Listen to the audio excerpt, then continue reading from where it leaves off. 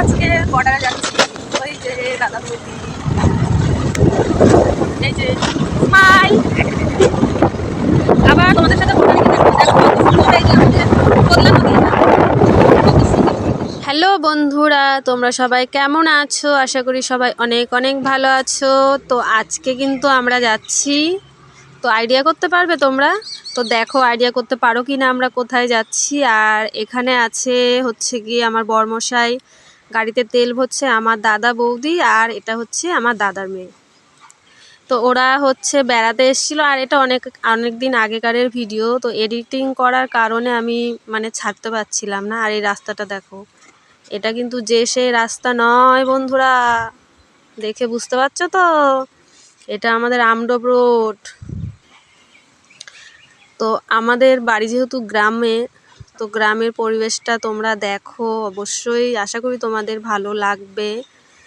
আমার তো গ্রাম ভালোই লাগে, শহরের থেকে গ্রাম, শহরে কি সুবিধাটা ভালো আর কি, সব কিছু পাওয়া যায়। আমাদের গ্রামে তো সেরকম একটা সুবিধা নেই।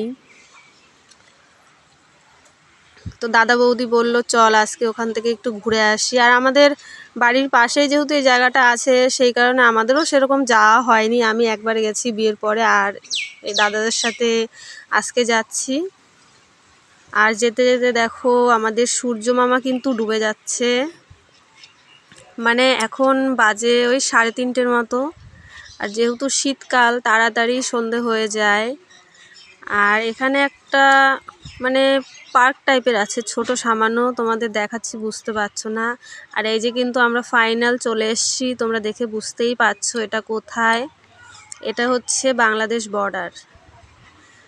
এই বর্ডারের পাশে কাদের কাদের বাড়ি অবশ্যই কিন্তু আমাকে কমেন্টে জানাবে। আর এটা হচ্ছে আমি দ্বিতীয়বার আসলাম।